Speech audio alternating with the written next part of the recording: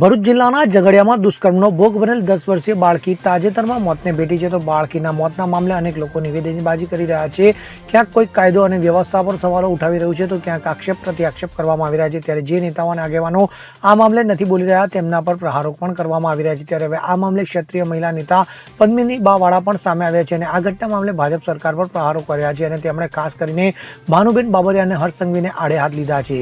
પદ્મિની બાવાળાએ જણાવ્યું કે ભરૂચ જિલ્લાના ઝઘડિયામાં 10 વર્ષની બાળકી સાથે જે થયું તે સાંભળીને ઘણું દુઃખ થાય છે, પરંતુ ગુજરાતમાં ભાજપની સત્તા છે, તો ભાજપ કેમ આરોપીઓને કડક સજા કેમ નથી આપતી તેવા સવાલો ઉઠાવ્યા હતા.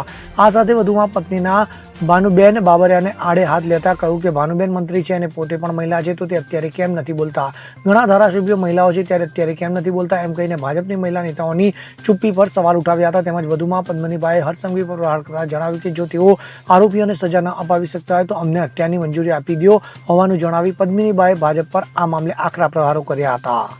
એક દુઃખદ વાત છે કે હમણાં જ જે ભરૂચનો બનાવ બન્યો, જે નાની બાળા ખાલી 10 વર્ષની, અને જે થયું છે એ બહુ દુઃખ થાય છે. પણ ઘણાના મોઢે મેં એવું સાંભળ્યું કે ભાઈ ક્ષત્રિયો આમ કાં નથી કરતા, ક્ષત્રિયો અત્યારે કેમ નથી નીકળતા? તો ક્ષત્રિયો પહેલેથી નીકળે જ છે અને ક્ષત્રિયો હંમેશા નીકળશે.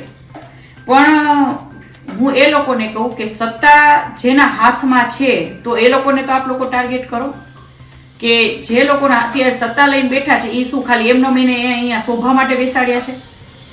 આના માટે ખાસ સત્તાધીશોને હું કહું છું કે સીધી ફાંસીની સજા ફટકારો, સીધી ફાંસીની સજા ફટકારો.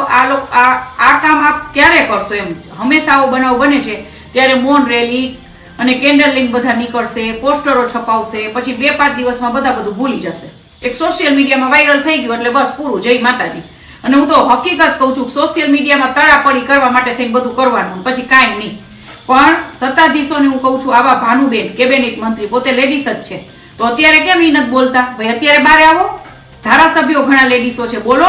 અમારી હાથમાં તો સત્તા નથી. અમારી હાથમાં સત્તા હોય ને તો અમે આનો ઠોસ, અને ક્ષત્રિયોનો નિર્ણય છે, ક્ષત્રિયો હંમેશા સીધો એનો ક્ષત્રિયોનો આ પારકા ઓલી પાર સીધો ઠોસ ફેસલો જોઈ, બરાબર? ક્ષત્રિયોની હવે બધું ક્ષત્રિયો કોઈ દિવસ રેલી એનો નીકાળે અને ક્ષત્રિયોનો સીધો ફેસલો જોઈ.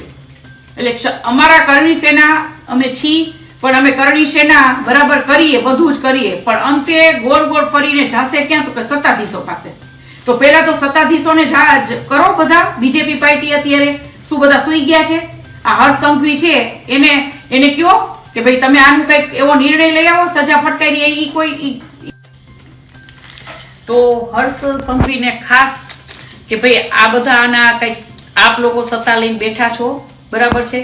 અને જો મને દરરોજના લગભગ 5 થી 6 લેટરો તો આવા આવી જ જાય, હું નામ નહીં દઉં, બરાબર? આ કવર છે, આમાં આવી રીતના પેક કરી અને કેટલા બધા લેટરો આમ તેમને. આમાં એવું બધું લખે કે બીજેપી પાર્ટી ગુંડાઓની પાર્ટી છે, બીજેપી પાર્ટીઓએ ખેડૂતોને રખડતા કરી દીધા, બીજેપી પાર્ટી આ કર્યું. તો જે લોકો ખાલી ક્ષત્રિયોને ટાર્ગેટ કરો છો, કરણી સેના એટલે કરણી સેનામાં ક્ષત્રિયો, તો કરણી સેનાના હાથમાં સત્તા નથી ભાઈ.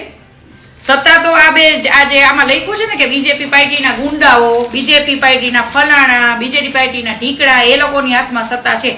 તો એ લોકોને કહો ને ભાઈ કે આના નિર્ણયો કંઈક લઈ આવે. સરકાર ઈ છે ને અત્યારે, અમારી ક્યાં સરકાર છે? અને અમારેથી જેટલું અમારા ભાઈઓએ તો લીલા માથા દઈ દીધા છે ભાઈ, બેનું દીકરીઓ ગાયો માટે. અમારે તો પાડિયા થઈ ગયા છે. અત્યારે અમારી હાથમાં કઈ હથિયાર રહ્યા નથી, અમને આપી દો. એટલે અમારે કોઈને કહેવાની જરૂર નથી, અમને અપાવો હથિયાર, એટલે સીધો ફેસલો. જય માતાજી. Bureau report CN24 news.